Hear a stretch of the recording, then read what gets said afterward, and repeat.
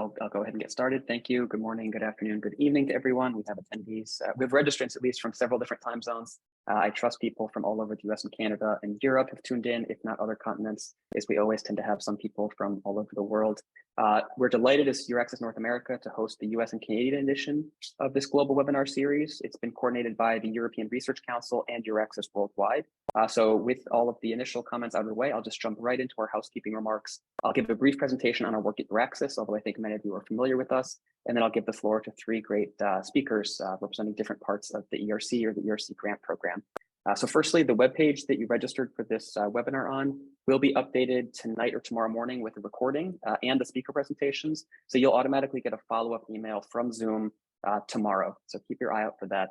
I invite you all at this point to briefly send a message in the chat if you'd like, just sharing your research field with us so we can have an idea among the attendees which different academic domains you're in. Some of us may slightly tailor our remarks, understanding if we understand that there's a certain fields overrepresented so that it can be a bit more relevant to you. This is completely optional, but if you'd like, I'll double check that we've enabled the chat settings so that anyone can send a message. If there's any issues, I'll look into that. And then afterwards, you'll be able to use the Q&A box to submit your questions. After all the speakers have presented, we'll get into answering those instead of having a Q&A session after each session. We just ask that you also say who your question is addressed to, and if it's addressed to multiple people, you can indicate that as well.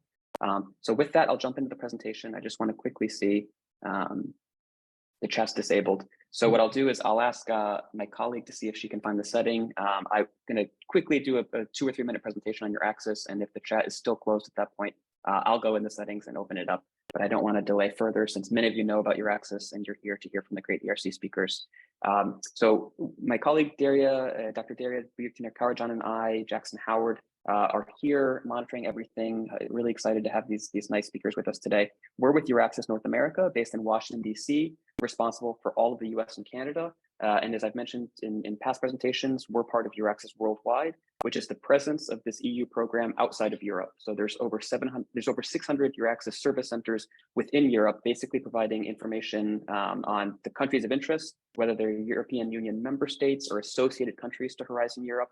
So with very few exceptions and very small exceptions, this means all of Europe is open to you with different funding opportunities. If you're interested in a certain field, a certain country or a certain region of a country, there's experts based in Europe that can help you there. And your gateway to all of that is generally through us. We'll generally get you in touch with the appropriate point of contact within Europe. And this is all under the banner of EURAXESS Researchers in Motion, which is an official project of the European Commission, as I said.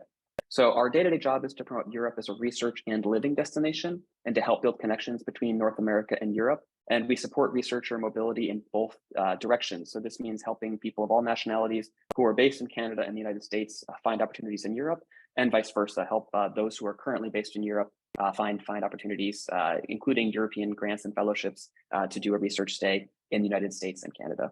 So this means promoting different European funding that again has researchers go in both directions. And in one sense, we also work very closely with the diaspora networks. So if you have an interest in a particular country and they have a diaspora network presence, traditionally these are scientific diaspora networks, we're very happy to connect you with them. Tentatively, I want to let you know that on December 1st and 2nd, we'll be holding our annual meeting in a hybrid format in Washington, DC and online.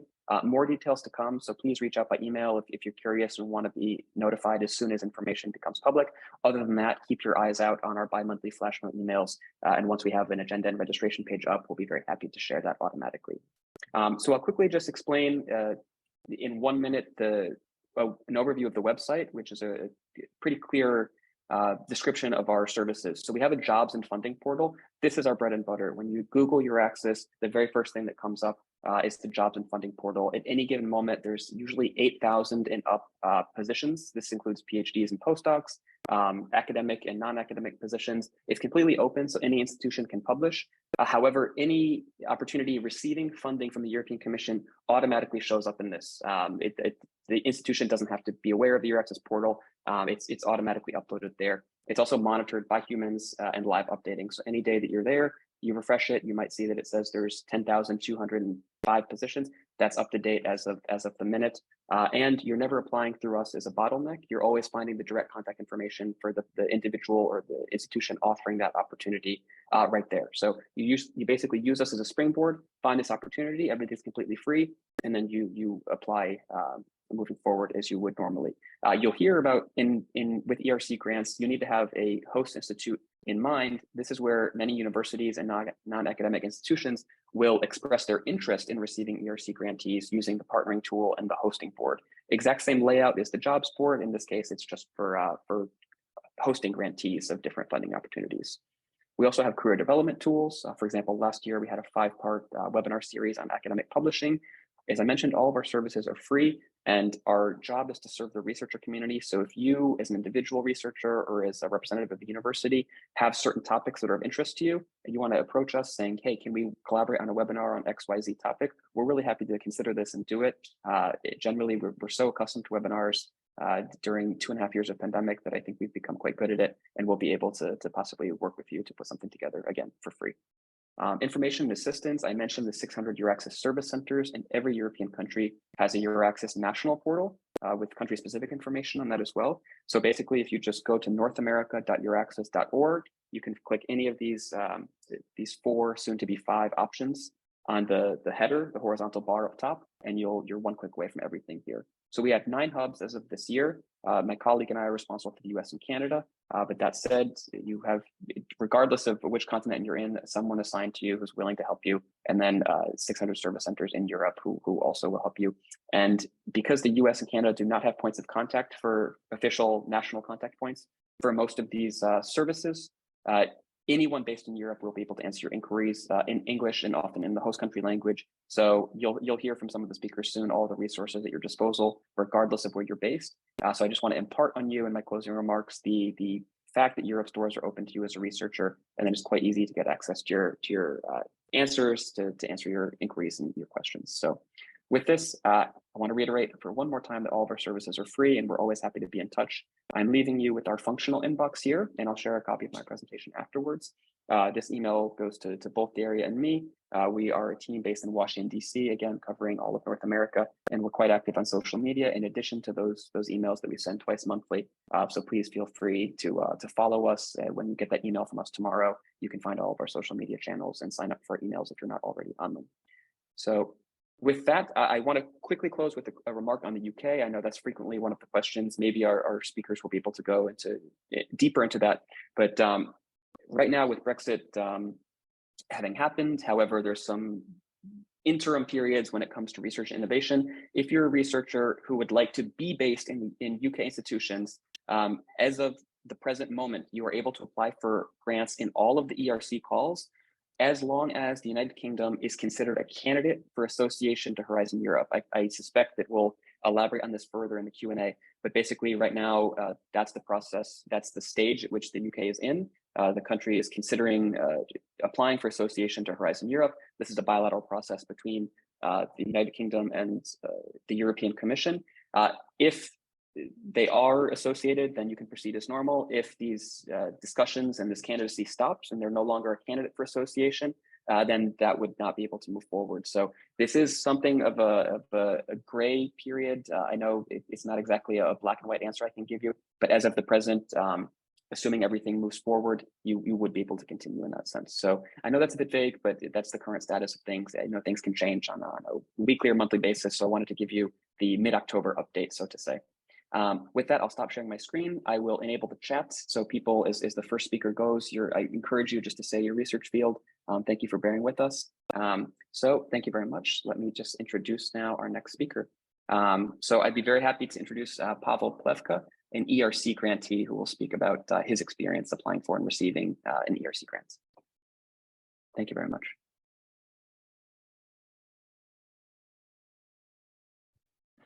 So thank you for the kind introduction. So in my presentation, I'd like to share some ideas about how to get ERC proposal, and I'll show a few examples from my 2 applications that were successful.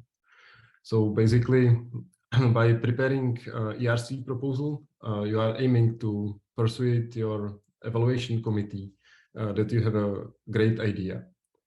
And here I'd like to have a detailed look into what is actually a great idea. Here I'm using a definition by Fisher and Zygmunt.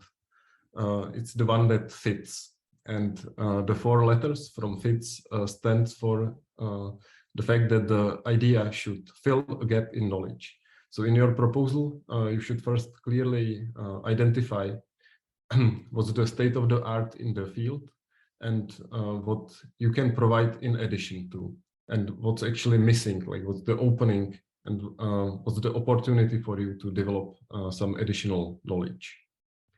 Then you need to demonstrate that the idea is actually important, because there's infinite number of facts that are unknown, but you should have some idea that will actually make a difference. And then making a difference is different for every human being on the planet.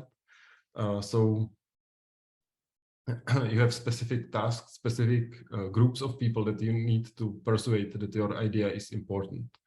And it should be important to your colleagues in your field, because with ERC application, you will be in a need to persuade like 7 to 12 reviewers that will look at your application. And then you need also to demonstrate that the idea is important to the sponsor and to the public, which will be represented by the ERC panel. So this will be experts, not exactly in your field, but in the general sort of area of knowledge. And of course, the idea has to be important for you, because unless you are convinced that it's important and interesting, you will not be able to convince anyone else. Then the great idea should test a hypothesis or concept. So there are alternative ways how to write a grant proposal, where you can aim to collect data or process huge data sets to like gain a knowledge from available information. However, in ERC, generally, having a hypothesis is a prerequisite to succeed. And this sort of determines how the grant application has to be written. And finally, you should be able to demonstrate that you will actually acquire something by performing the research. So short-term investment by the sponsor, by the grant panel, in case of ERC for 5 years, will lead to long-term gain for stakeholders. So the ERC should be able to show papers that result from your grant and demonstrate that they contributed to funding major research. So in order to prepare a grant application that's demonstrably containing great idea, you need an important aspect, and you should give yourself a chance, which means starting early. And this cannot be understated. So I guess for many of you, this could be the first grant application where you will be actually applying as the PI of a future research group. And it may be surprising how long time it takes to write a competitive grant. So you should reserve at least a couple of months for the writing. However, in your head, you should start much earlier. So ideally, you should start a year or longer time in advance. You should just think, you should be going through the possible ideas, and you should write them down and then evaluate them some days or weeks later, sift through them and to find out which are really interesting for you, which are important, and if they start to fulfill the criterions mentioned in the previous slide. Of course, to be able to contribute to the body of knowledge, you need to keep track of relevant literature. So you really have to read everything in the field. So after you have done this, this is what like happens inside your head. Then you should have several ideas, and then you should test them on colleagues. And this is still before you start writing down your grant application. This is important because discussion with colleagues will force you to formulate your ideas clearly, and it will enable you to recognize what are the weaknesses of your potential future application. So when you start writing the proposal, you should be very critical of yourself. You should play the devil's advocate, because generally people are very favorable to themselves. So if you find some weaknesses yourself, your reviewers are bound to find them as well. And you should design your application in a way that the weaknesses are avoided. A good way to be able to write competitive proposals is to read and review proposals of others, because this will put you into the perspective of your reviewer, and it will teach you what are the important aspects of successful proposals. Also, very few people are able to write either research papers or grant applications in one go. Many of us require numerous revisions. So you should allow time not only for writing the proposal, but ample time for rewriting it. So once you prepare a draft, you should go through the following. So it's actually demonstrated on me and several of my colleagues that successful proposal writers ask peers to read and comment on the draft versions before finalizing and submitting it. So this may seem trivial because, of course, if you give your proposal to someone else, he will give you comments and you can improve on it. But in practice, this is quite difficult to do because all researchers will be submitting their grants at the same time, and your colleagues may have limited time to go through your proposal.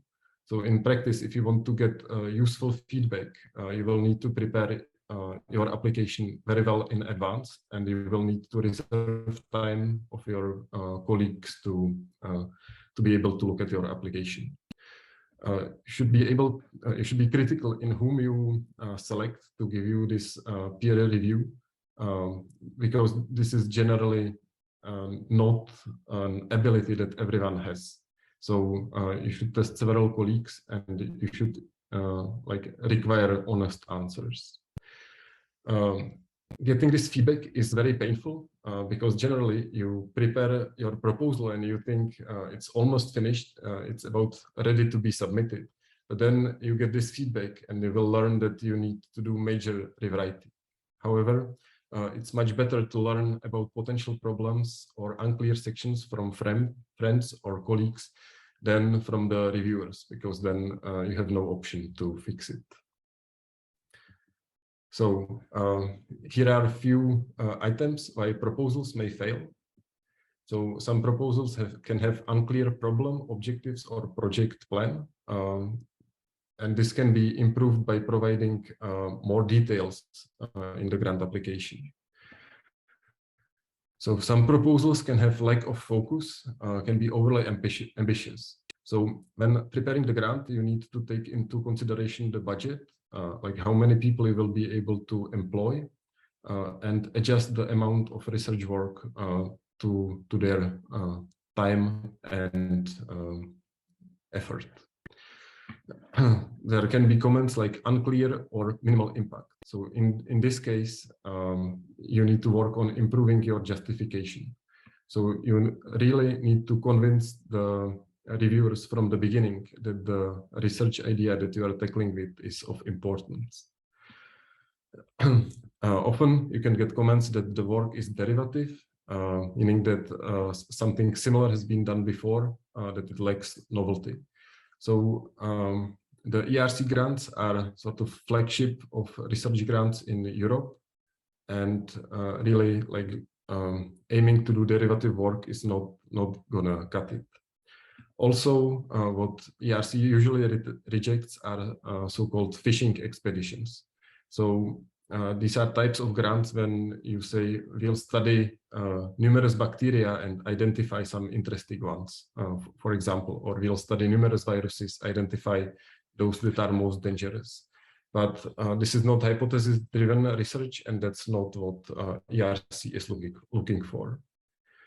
You may get comments that applicant is unaware of key literature. So this means that you didn't cite something important, or you didn't cite someone important. So when preparing your grant application, you should be, by reading the literature, expert in the field, and you should be able to guess who may be the reviewer of your work. And you should take this into account when putting your hypothesis and putting your citations in. So the next point is very important. You may get comment like methods inadequate to accomplish goals, or PI lacks expertise in the field to execute the research plan. So this is very sensitive point, because in ERC generally researchers are required to move forward in the research field, meaning like adopting new methodology or moving to slightly different study object. So this exposes you to this criticism, but you need to cut the middle, where you will have enough novelty and at the same time you will have demonstrated capabilities to execute the research. Also, it's important to include like contingency plans. So you may put into the grant, so we have this hypothesis and then we'll verify it or disprove it by performing this research. However, if it doesn't work, we'll do something alternative. And finally, the final point, also very critical, you shouldn't put in too many contingent objectives, meaning that you must accomplish goal 1 before you can do goal 2 and further on. Because grant applications that are built like this can collapse by you not being able to accomplish the very first point, and then you are stuck. So you should have multiple, like 2 or 3 lines of inquiry that can be followed independently. So with this, I will show you a few slides from my presentation, because part of the evaluation process in the ERC grant is also presentation to the ERC panel. So in my last application, my project was aimed to study phage replication in bacterial biofilm. And overall idea was that we will study this process of phage bacteria interactions on multiple levels, from the level of biofilm formed by the bacteria to the infection of bacterial cells by a bacteriophage, to the structural details of phages that enable them to infect the bacteria. So in this case, the justification of importance was rather simple. Because the bacteria that we study, Staphylococcus aureus, can cause significant disease in humans, and also the bacteria is often resistant to antibiotics, and alternative treatments are needed. Phages could be one such treatment. Then, in my proposal, I have 2 research aims. So in the first one, I propose to characterize the dynamics of phage biofilm interactions. And actually, even the development of the biofilm of Staphylococcus aureus itself is a dynamic process that's demonstrated here. And this process can be disrupted by our study object, which is bacteriophage 5812. And in the second aim, we propose to characterize the infection of individual cells by the phage, how the phages efficiently infect the bacteria and produce plentiful progeny. And a combination of these 2 results will enable us to determine whether the phage is a suitable candidate for use in phage therapy.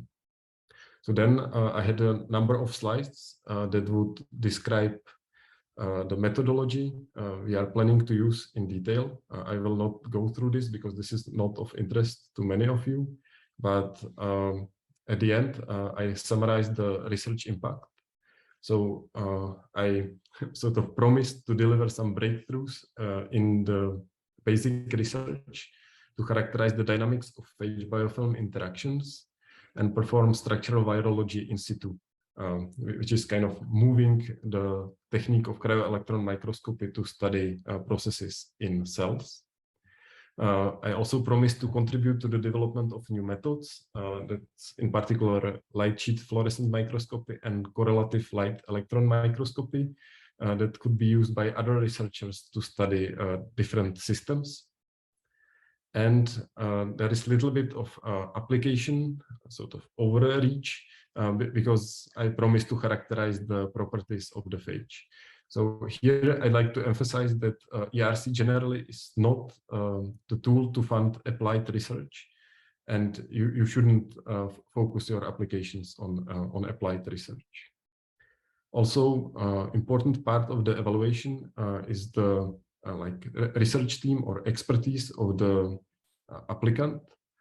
So this application was submitted to the consolidator grant call, which is for the researchers that have already established a research group, and this is further developed. So I'm showing a picture of my team, and then I'm showing like number of results determined by various structural biology methods that we use.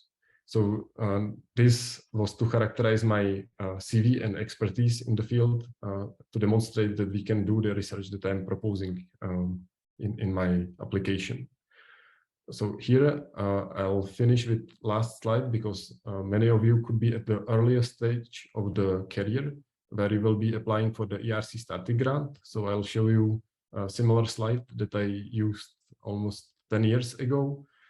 So here I actually described my CV that was just after my postdoc. So I did my undergraduate studies at Charles University, then PhD at Uppsala University in Sweden, postdoc at Purdue University in the United States, and I was about to establish my research group at Masaryk University in the Czech Republic. And here are some papers. So you can see that here I was showing papers where I was first author because I was just finishing my postdoc and I didn't have any publications as the corresponding author. And with this, I'd like to thank you for your attention.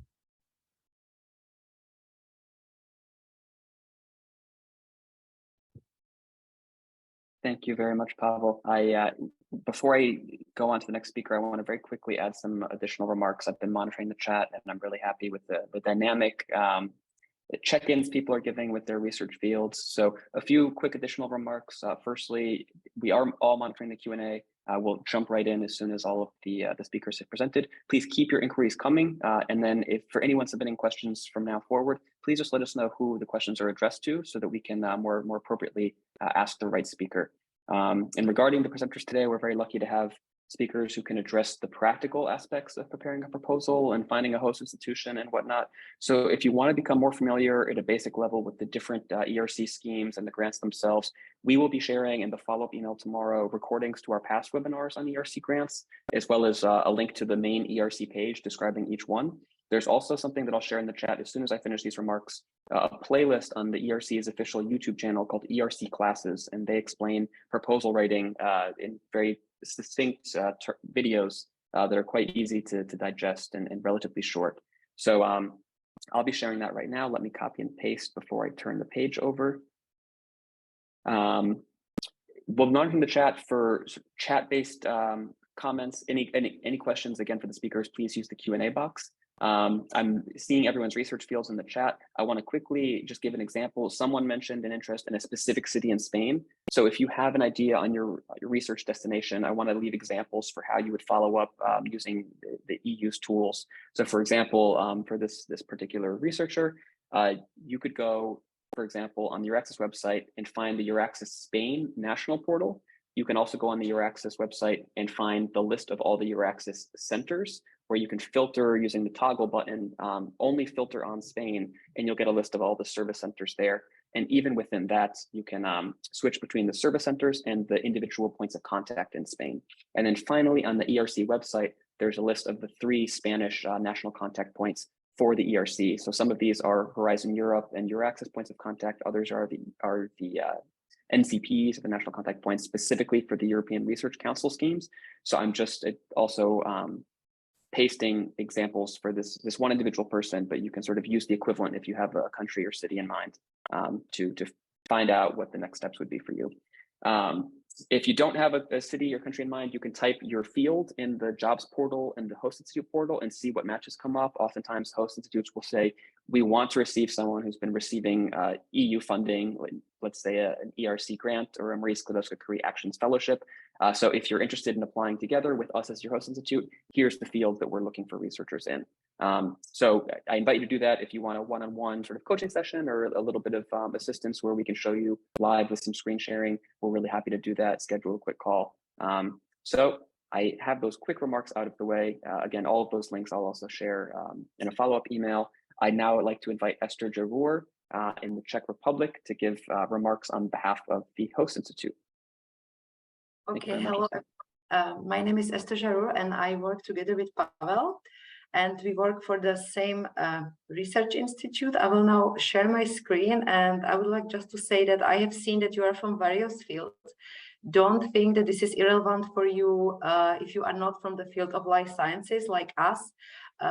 Things that I will be saying are very typical for also other institutions or for the Masaryk University, which has 10 faculties where you could basically find subjects that are relevant to your research. So I will share my screen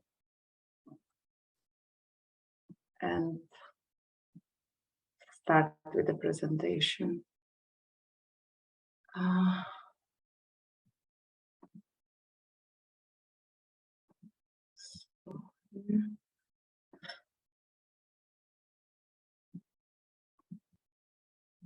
Sorry, it's not full screen, right?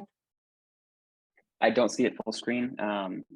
If it's full screen for you, what you can do is stop your screen sharing and then start your screen sharing again, but thus sharing the whole monitor and not just the window or PowerPoint.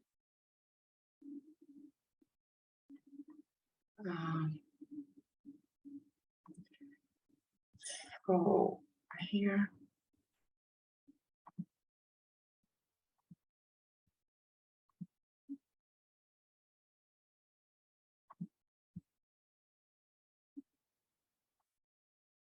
Okay, now I got it. So it should appear full screen very soon. So sorry for the delay. So CETEC stands for Central European Institute of Technology, and CETEC is a consortium that has 6 partners. Those partners are the major universities based in Brno, Czech Republic, and Masaryk University is the biggest partner. So CETEC Masaryk University is focusing on life sciences, but we have, for example, CETEC Brno University of Technology, where you will find subjects. For example, I saw some people are interested in cybernetics and technology. So this will be about life sciences. We are considered the flagship of Czech life science research. We are only 11 years old, but in those 11 years, we have managed to really establish the institute to be on the top of life science, on the top of Czech life science research. This beautiful building that you can see in my background, also in this presentation, is the building where we work in. And I myself have been living for 19 years abroad.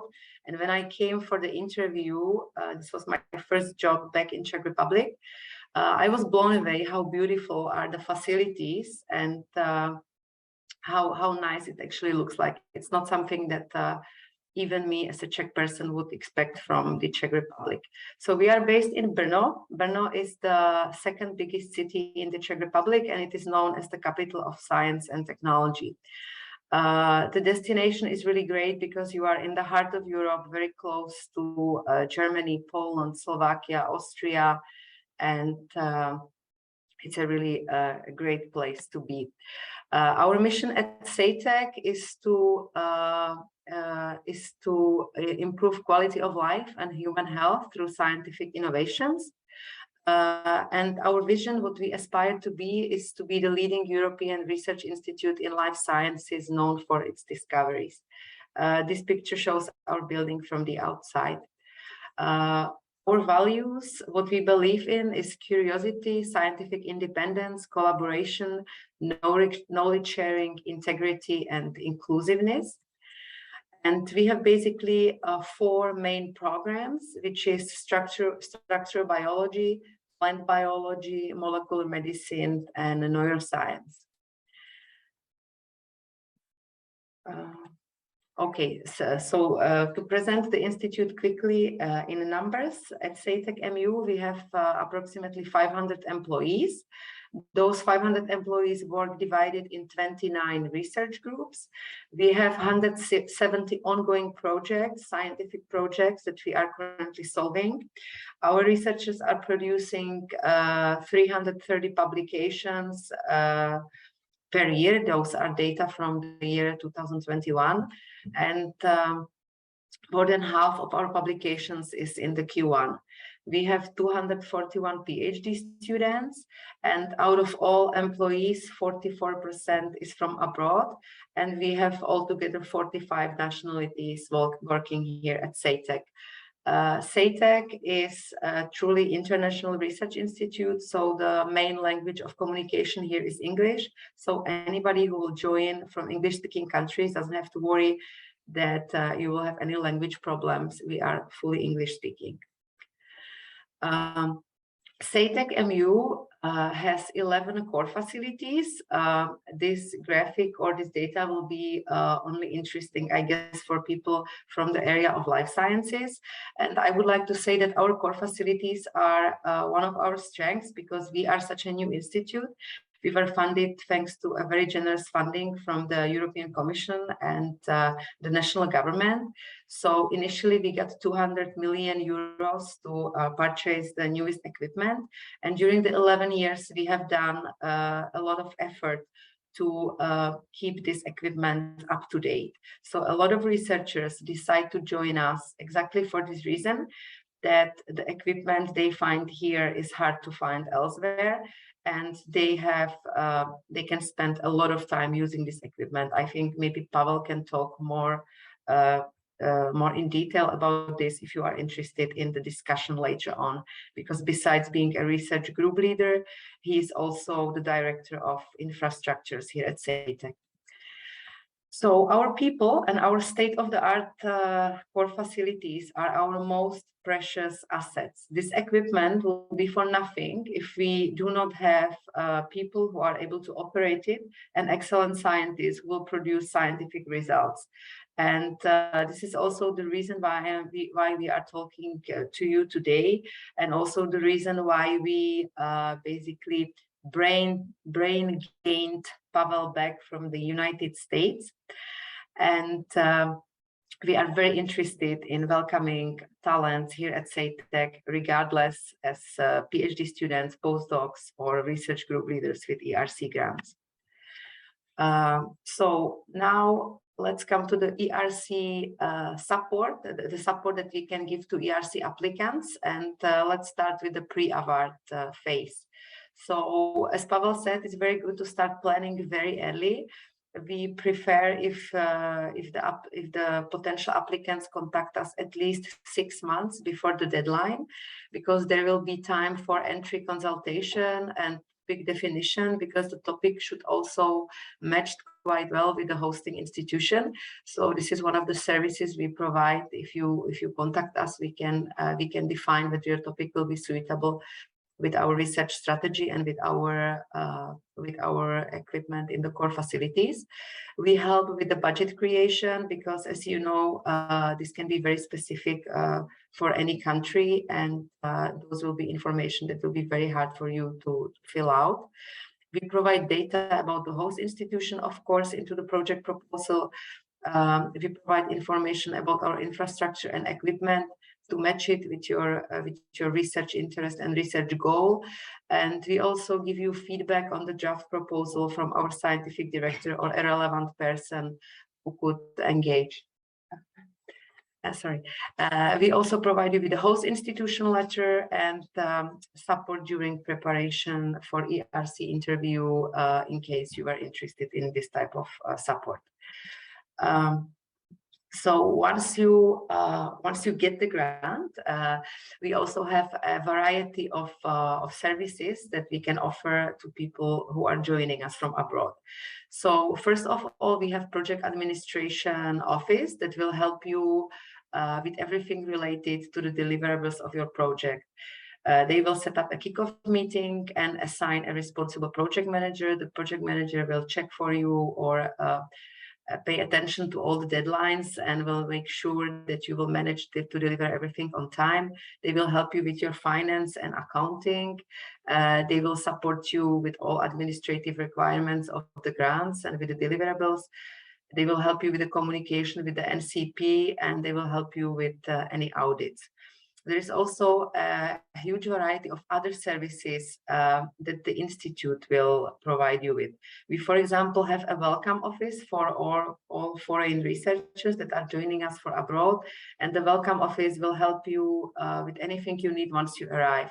So to have your appointment at the foreign police, the assistance with your visas, should you need any assistance with finding housing or school for your children, or social activities for your family.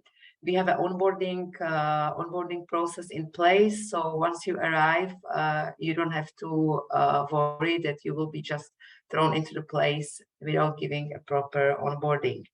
We have also a communication department that will help you with dissemination and communication requirements in your project. We will help you with organization of any events or conferences that you have planned in your project. We offer training and career development from scientific training provided by our core facilities up to soft skills and transferable training provided by our HR department. We also help you with recruitment of your staff, and we have a international PhD school that will help you with the recruitment of PhD students into your research group, and provides other support to your PhD students that you will hire.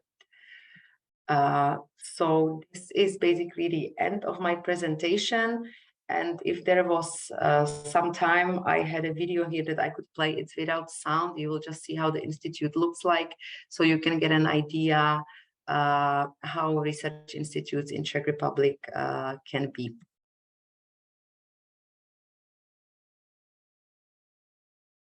So, and feel free to post questions into the chat, or later on in the discussion, we can answer any questions that you might have.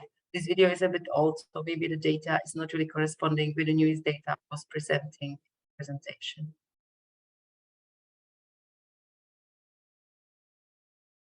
It gives you a nice idea about our core facilities. This is, for example, the cryo-EM core facility. This is the main building where we have our offices. We have a wonderful genomics facility.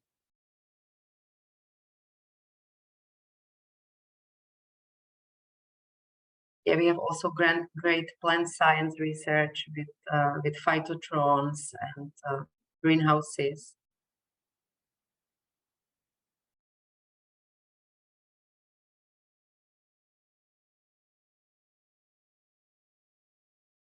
This is our NMR center.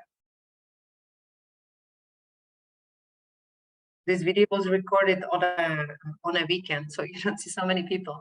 But I would like to assure you that we also have a quite vibrant scientific community and many events that are taking place. So thank you. That's it from me.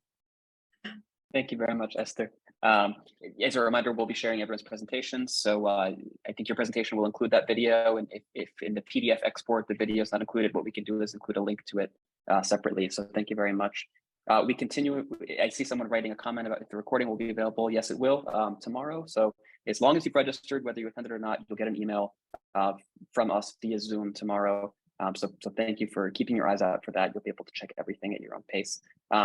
Before I introduce the next speaker, I just want to say, again, we continue to monitor the questions. If a question is able to be answered written without any further sort of live in-person commentary or elaboration, we've gone ahead and we've shared those, I think, in general, publicly, if there's nothing private, no sort of personally identifiable information. So as an attendee, if you're interested in some of the other responses so far that we won't be reading out loud, you will be able to click the Q&A button on the bottom of your Zoom screen and then click on the Answered tab. And right now, it looks like we've answered a few questions. So we'll be continuing to do that as others present, and then we'll get into some other questions live.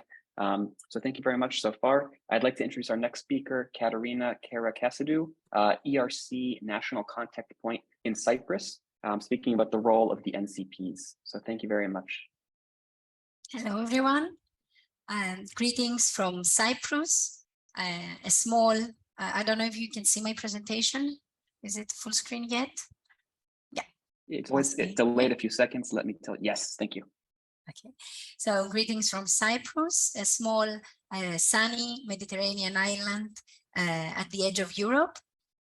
To be here, you're probably an excellent researcher with a bright idea, interested to submit a proposal and get funded from the European Research Council, the ERC. We know that all the information out there, you know, the proposal submission processes, the evaluation processes and stuff can be quite overwhelming, but the ERC national contact points are here to help.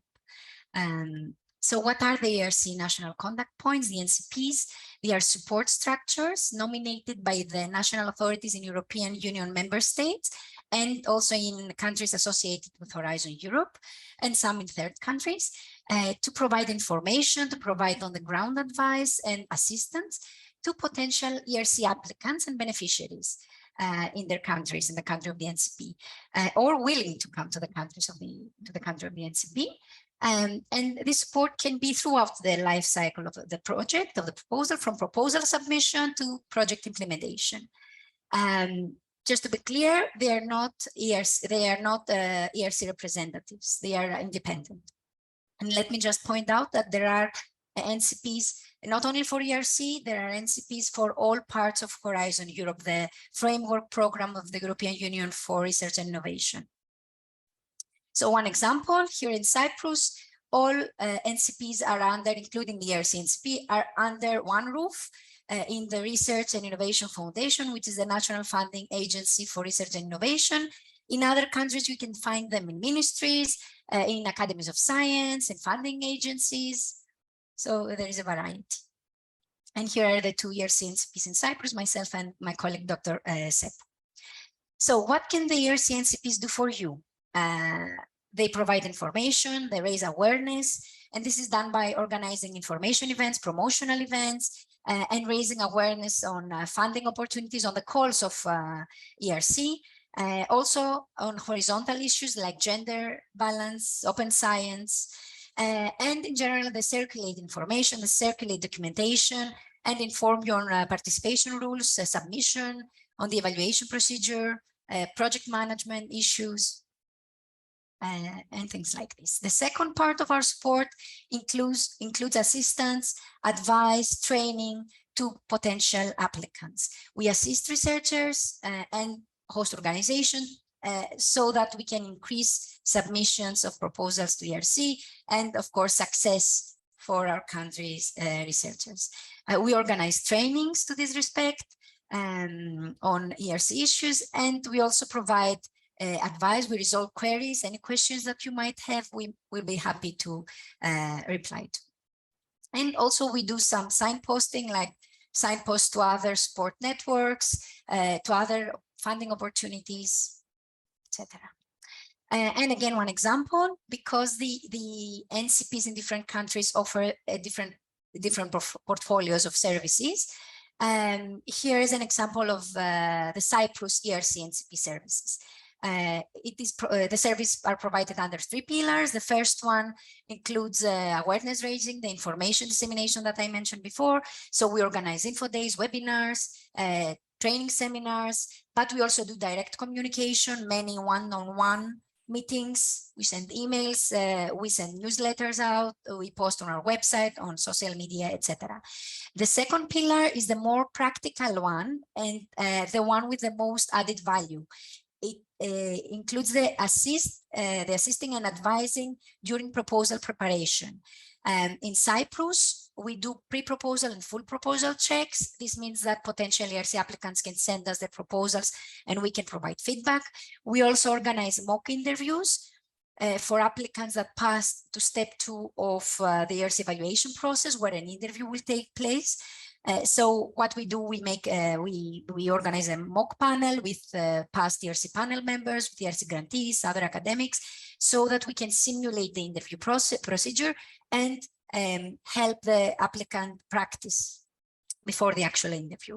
And we can also provide access to the ERC mentoring initiative here in Cyprus, provide access to a list of mentors that are past ERC panel members and ERC grantees, that can also provide support to our applicants. And of course, we resolve queries.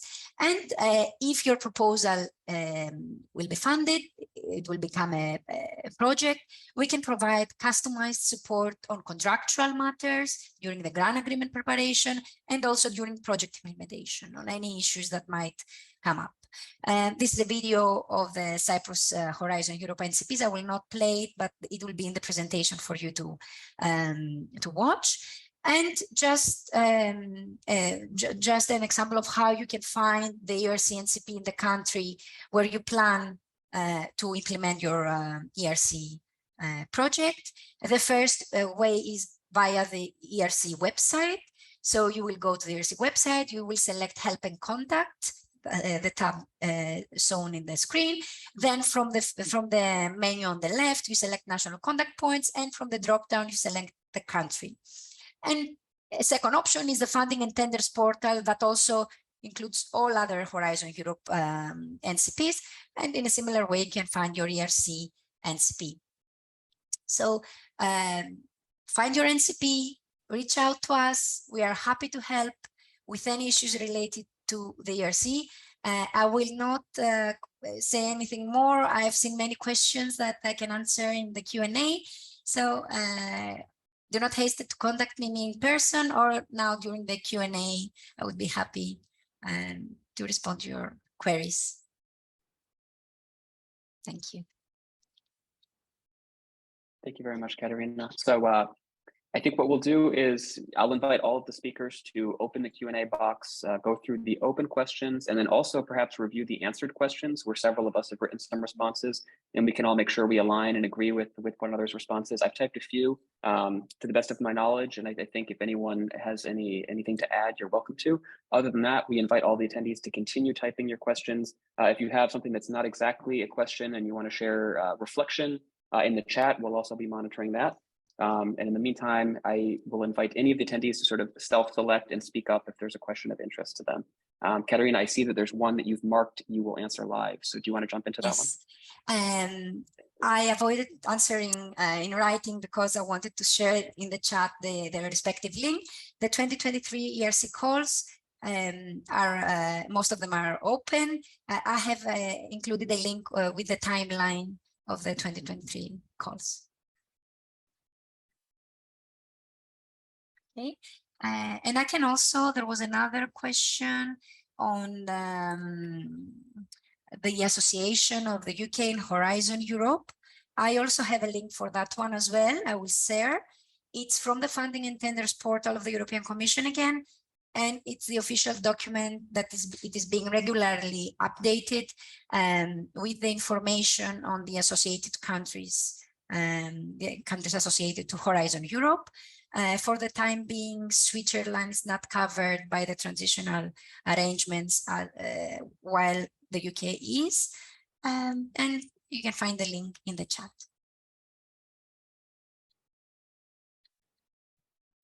One thing that I think could be addressed to all three of the speakers today would be, do you suggest contacting the host institute first and then the ERC NCP, vice versa, or is there no best order for contacting your respective organizations, let's say? My view is that there is no specific recipe. Usually our researchers first contact their host institution and then the NCP, but there is no particular order, I guess. Pavel, do you want to add to that? Yeah, I would add that actually contacting the host institution is absolutely essential.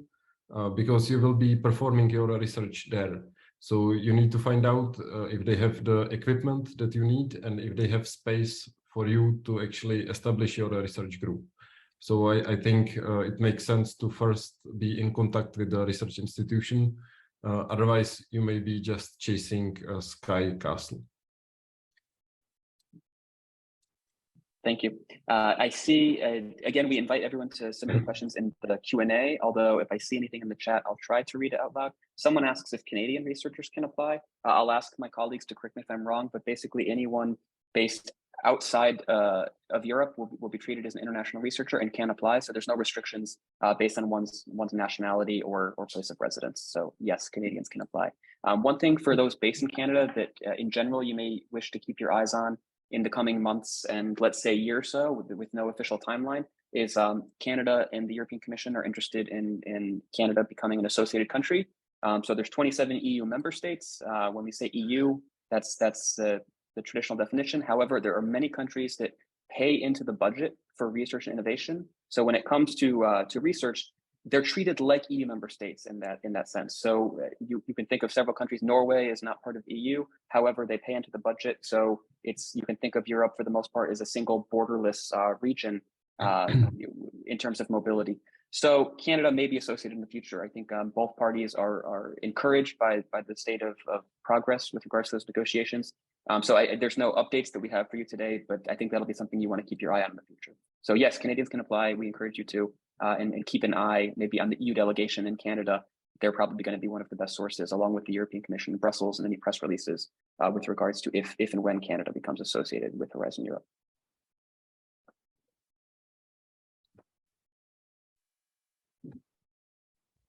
So I'm going to mark some of these as answered. If any of the speakers see a question that they think is relevant for them, I'll invite them just to go right in. I'll quickly take one. Someone asks, Katerina, please. Yeah, no, it's okay. I'll do the next one.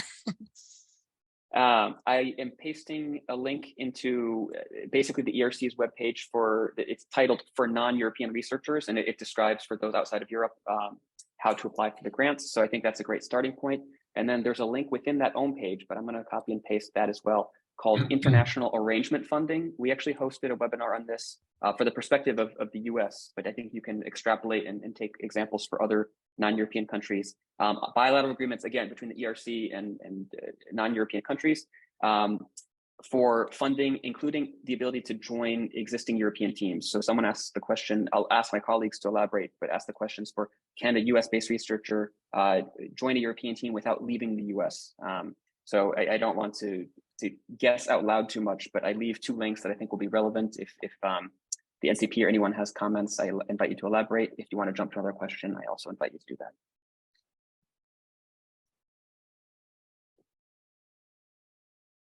So if I can take Go ahead. over about the question on how to navigate collaborations within an ERC starting grant that is meant to be individual. That is for your work, you need a certain component from another research group, like data, reagents, cells, etc. I would like to refer to the ERC classes, which are very useful videos prepared by the ERC executive agency on what they expect from an ERC proposal, what they expect the content to be in part B1, in part B2. There is a part about collaborations that makes this very clear, that of course ERC are investigator-driven grants. They are based around one PI and his or her team, but of course you can collaborate if you need a certain piece of equipment and expertise, as long as you show that you lead the collaboration, you are the PI. This remains an investigator-driven project. But I will send you the link to the ERC classes where you can find the answer directly from the ERC executive agency. I will share it in the chat.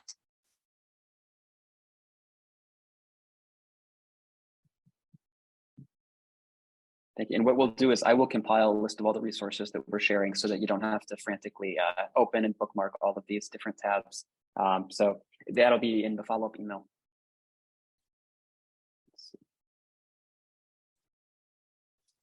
Katerina, perhaps a question for you. Applicants, if you see a question you want, go ahead. I saw a question on whether not having a professor position could be detrimental to winning an ERC consolidator grant. We do have cases where it is not mandatory to have a position when you apply, as long as you are an excellent researcher with a bright idea, a groundbreaking idea. You don't have to be a lecturer, professor, assistant professor, etc. Especially consolidator grants are meant for researchers at that stage where they are consolidating their own research group. So we have seen many cases where the applicants are not in an academic hierarchy. They do not hold a specific position.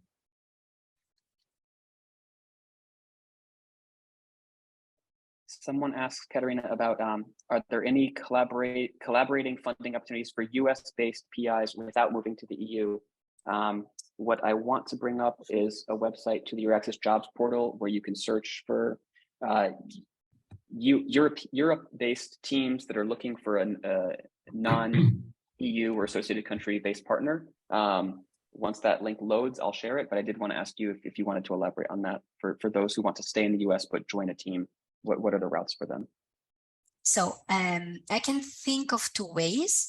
First of all, in the ERC Synergy Grants, ERC offers the option, the ERC Synergy Grants are groups of PIs.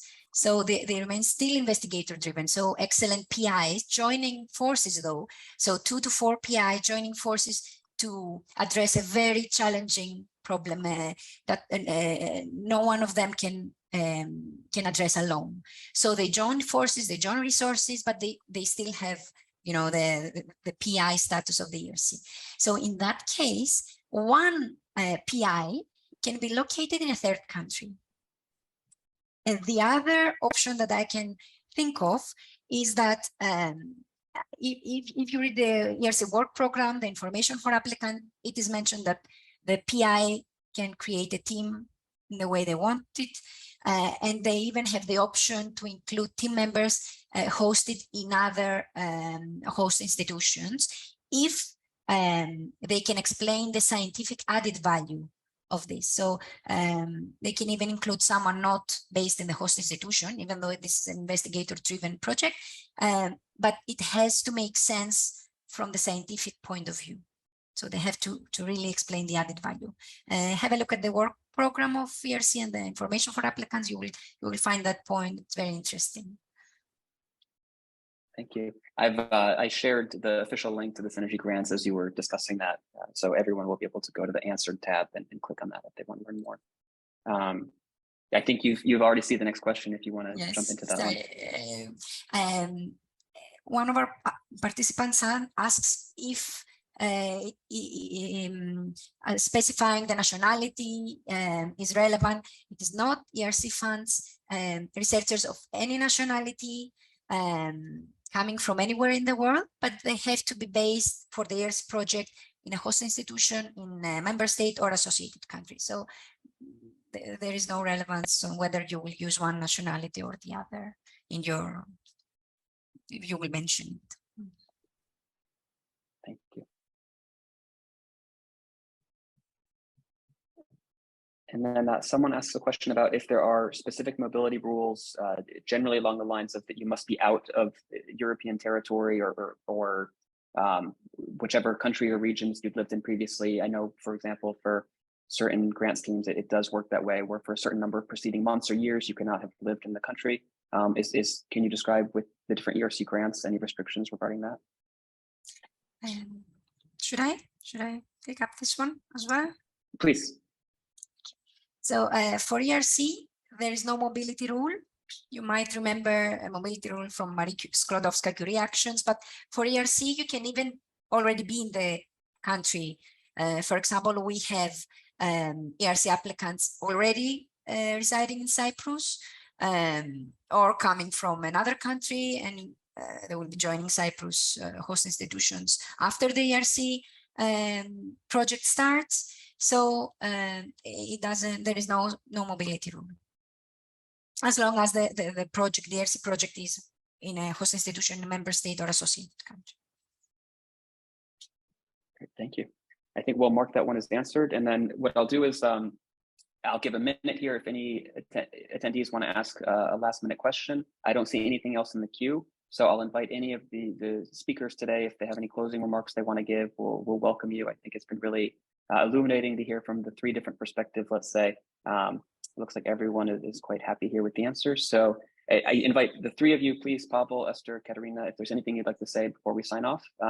I don't have anything on my end other than to remind people that we will be sending you tomorrow an email with the recording, the speaker presentations, and I will be compiling a list of the sort of useful answers and links that we've been sharing in the chat and Q&A box to act as an unofficial resource to help you along. So on my end, thank you very much, but I do want to give the final word to our three speakers.